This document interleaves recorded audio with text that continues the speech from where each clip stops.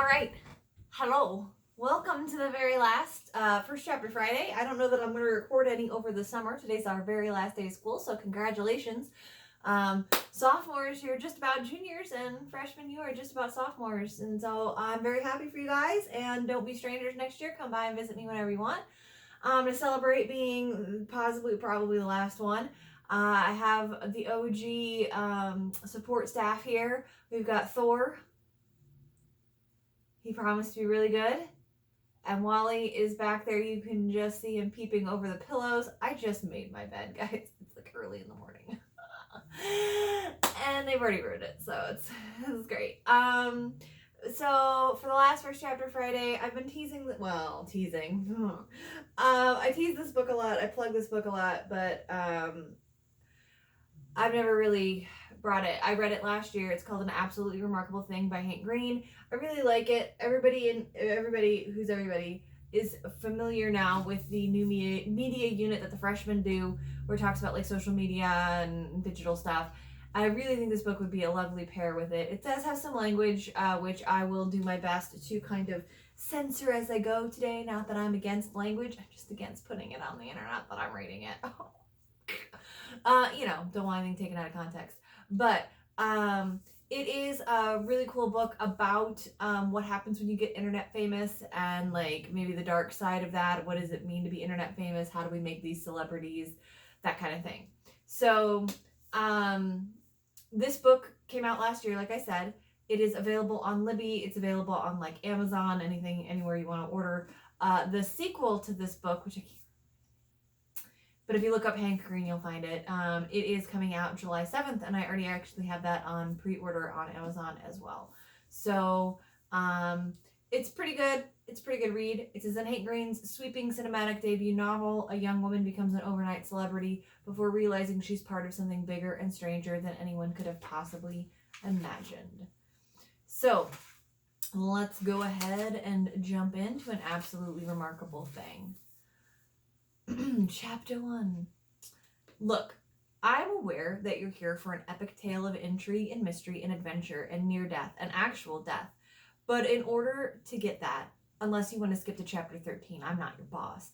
You're going to have to deal with the fact that I, April May, in addition to being one of the most important things that has ever happened to the human race, am also a woman in her 20s who has made some mistakes.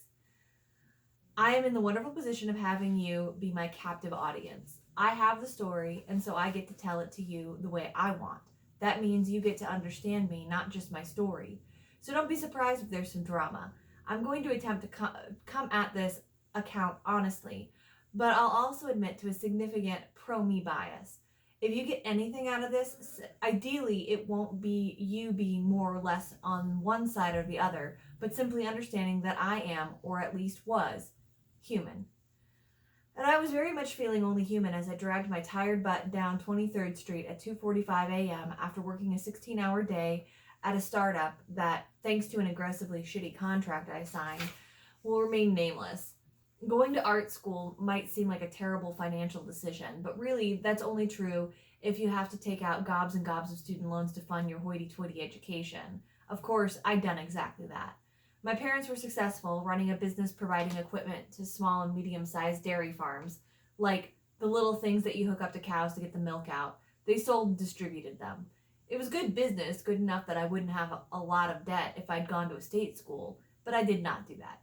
I had loans, lots. So after jumping from major to major, advertising, fine art, photography, illustration, and finally settling on the mundane, but at least useful BFA in design, I took the first job that would keep me in New York and out of my old bedroom in my parents' house in Northern California. And that was a job at a doomed startup funded by the endless well of rich people who can only dream the most boring dream a rich person can dream, being even more rich. Of course, working at a startup means that you're a part of the family. And so when things go wrong, or when deadlines fly past, or when an investor has a hissy fit, or just because, you don't get out of work until 3 a.m, which honestly I hated. I hated it because the company's time management app was a dumb idea and didn't actually help people. I hated it because I knew I was just doing it for the money, and I hated it because they asked the staff to treat it like their whole life rather than like a day job, which meant I didn't have any time to spare to work on personal projects. But I was actually using my degree doing actual graphic design and getting paid enough to afford rent less than 1 year out of school. My work environment was close to technically criminal, and I paid half of my income to sleep in the living room of a one-bedroom apartment, but I was making it work. I fibbed just now. My bed was in the living room, but I mostly slept in the bedroom, Maya's room. We weren't living together, we were roommates, and April from the past would want me to be very clear about that. What's the difference between those two things? Well, mostly that we weren't dating before we moved in together. Hooking up with your roommate is convenient, but it's also a little confusing when you live together through much of college, before finally hooking up and have now been a couple for more than a year. If you happen to already live together, when does the should we move in together question come up? Well, for Maya and me, the question was, can we please move that secondhand mattress out of the living room so we can sit on a couch when we watch Netflix?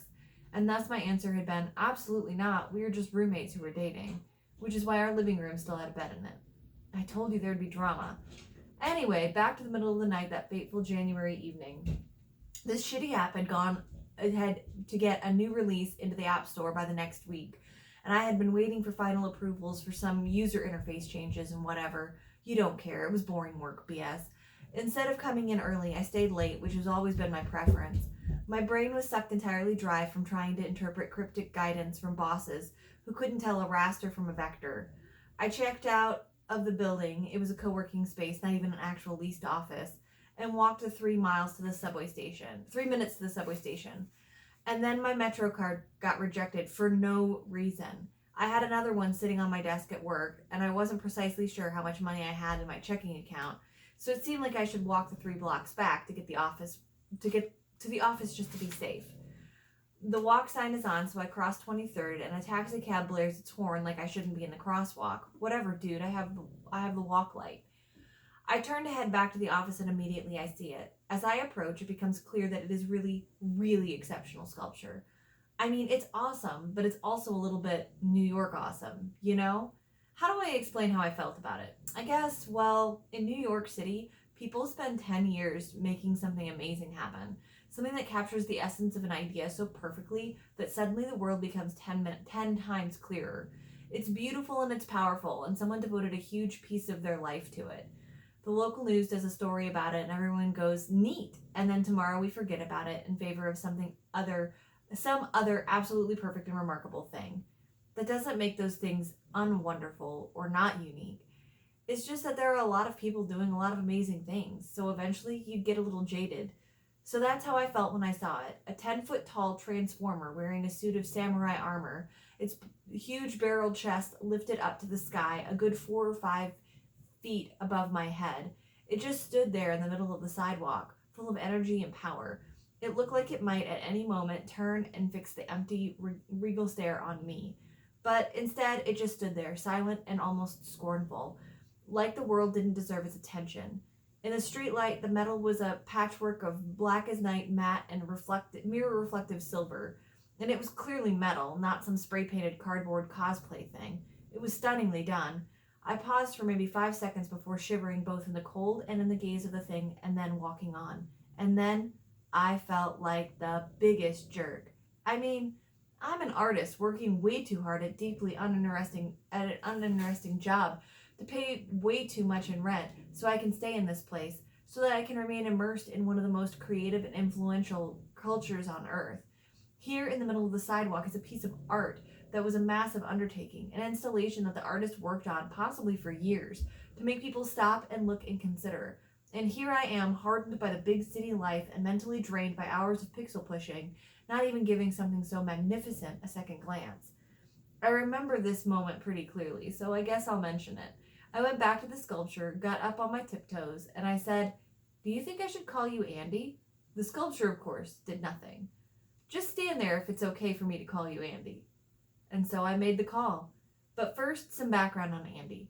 You know those moments when your life shifts and you think, I will definitely, without a doubt, continue to love and appreciate and connect with all of these cool people I have spent so many years with, despite the fact that our lives are changing a great deal right now. And then instead, you might as well unfriend them on Facebook because you ain't never going to see that dude again your whole life. Well, Andy, Maya, and I had somehow thus far managed to avoid that fate. Maya and I had done it by occupying the same 400 square feet.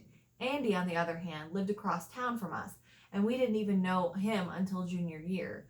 Maya and I, by that point, were taking most of the same classes because, well, we really liked each other a lot. We were obviously going to be in the same group whenever there was a group project, but Professor Kennedy was dividing us into groups of 3, which meant a random third wheel. Somehow we got stuck with Andy, or probably from his perspective, he got stuck with us. I knew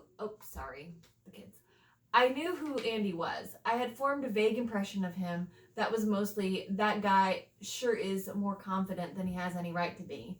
He was skinny and awkward with printer paper pale skin.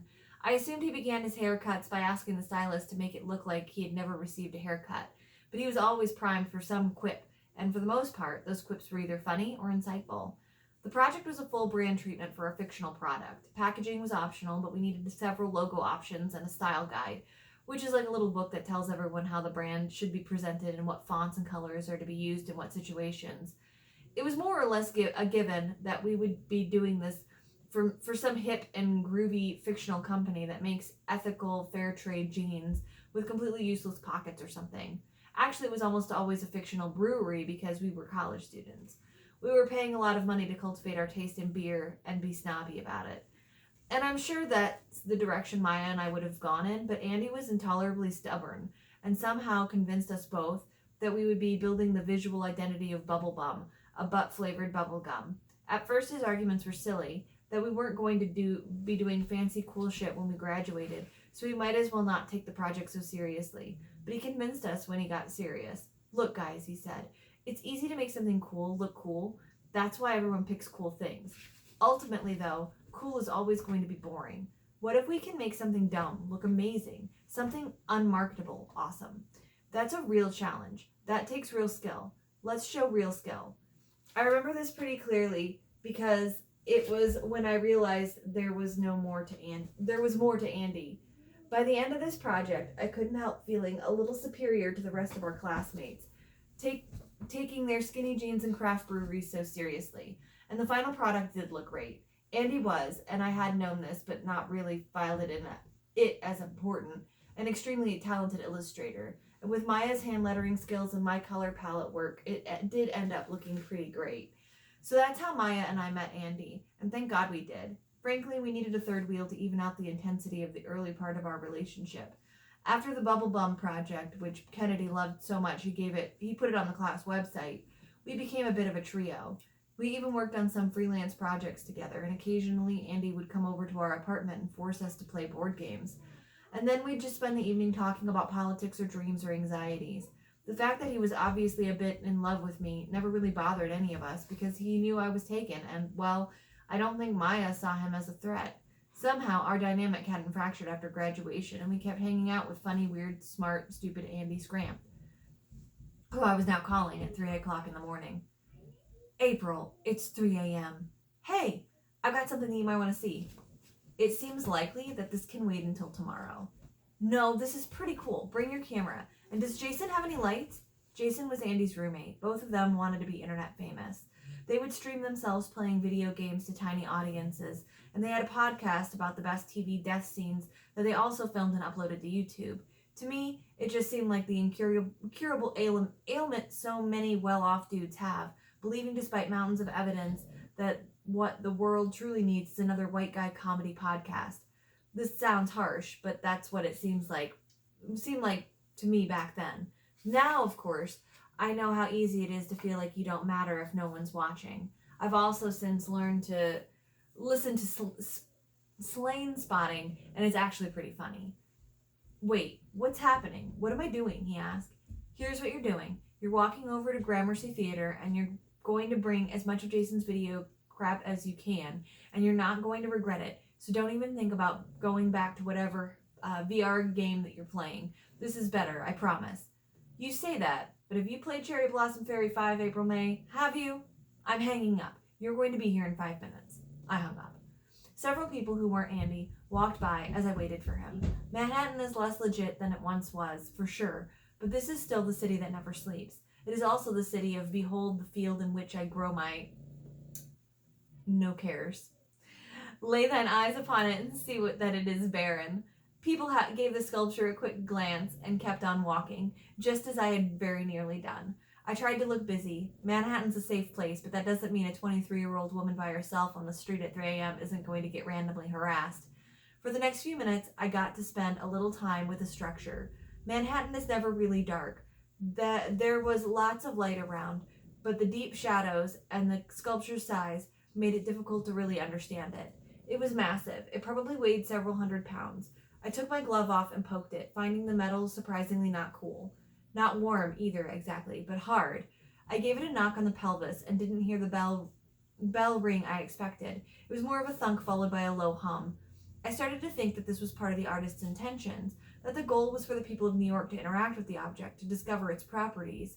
When you're in art school, you do a lot of thinking about objectives and intent. That was just the default state. See art, critique art. Eventually, I stopped my critique and just took it in. I was starting to really love it, not just as a creation of somebody else, but the way that you really love good art, just enjoying it. It was so unlike other things I'd seen, and it's brave in its transformer-ness. Like, I would be terrified to do anything that visually reflected mecha robots in any way.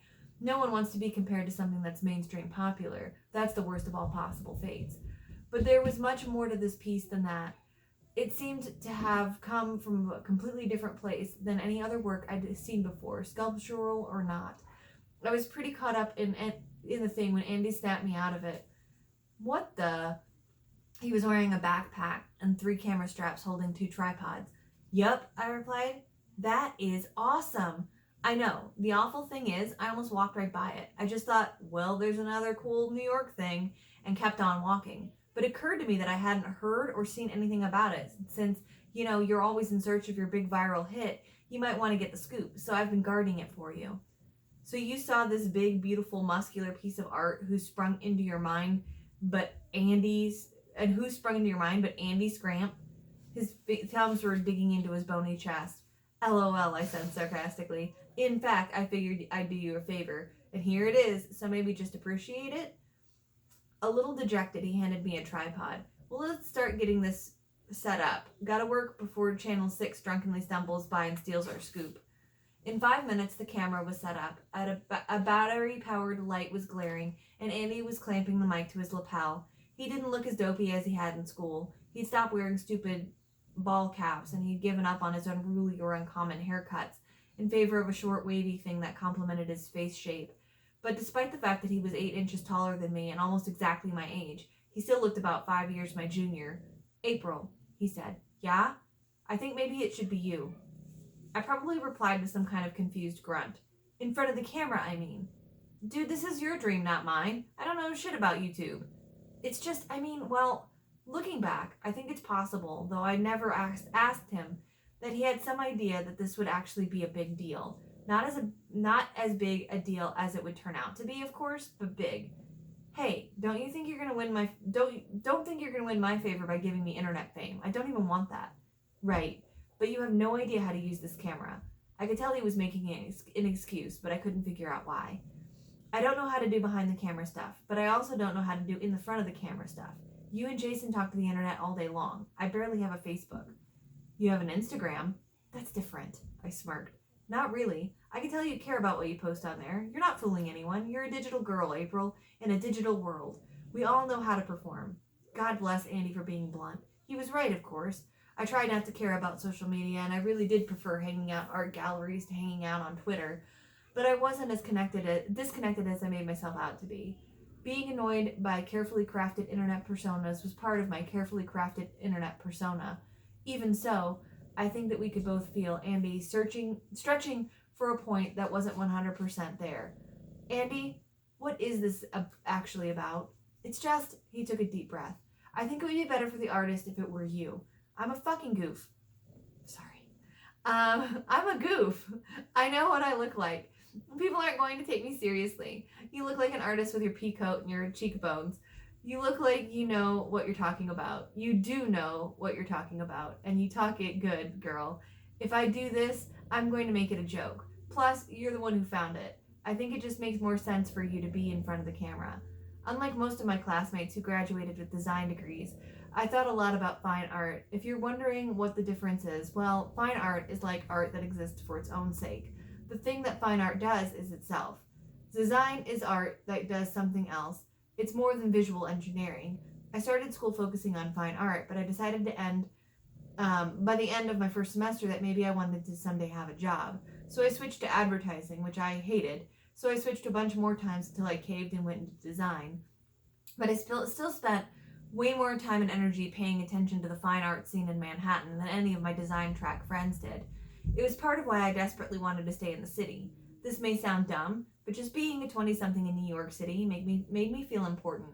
Even if I wasn't doing real art, at least I was making it work in the city, a long ways from my parents' literal dairy supply business. Ultimately, Andy wasn't showing any signs of giving up, and I determined that this wasn't actually that big of a deal. So I ran the mic up the inside of my shirt. The cord was warm from Andy's body. The light shined in my eyes, and I could barely see the lens. It was cold, and there was a little breeze, and we were alone on the sidewalk. "Are you ready?" he said. "Give me that mic," I said, pointing at the open bag on the ground. "Your lab is speeding. You don't need it." I had no idea what he meant, but I got the gist. "No, just as a prop, so I can interview it?" "Ah, cool." He handed me the mic. "Okay," I said. "Kate, I'm rolling." All right, and that is the end of chapter 1. So, sorry about a little bit of language there. I dodged them all at one. So I really like this. Those things they mentioned, they call them Carls eventually. Carl is in a bunch of different places, and they are not entirely normal, and they deal with that. And of course, because April May is the first person who is on film with it, and the video is the first video that comes out, the video goes viral, and they become internet famous from there, and like Carl experts and whatnot, even though they're not really experts. And she gets wrapped up in the whole thing because she feels personally connected and tied to these things. So the Carls. So if you're interested in this, like I said, it is available for free on Libby right now. I do believe it might also be an audiobook, but I'm not sure. And of course, the next book of this comes out, a sequel, if you will, comes out July 7th, and that is available for pre-order, of which I already have it pre-ordered. So that is an absolutely remarkable thing by Hank Green. He's the guy on the side. He does some of the Crash Course, but also like there's that side show that he does. But anyway, you know who he is. You do, I swear. But anyway, thank you if you've tuned in for all of these First Chapter Fridays.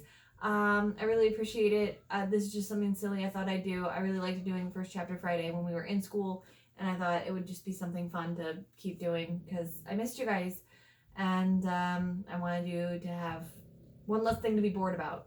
So thanks for watching, and thanks for being part of this, and don't be a stranger and come visit me in the fall, okay?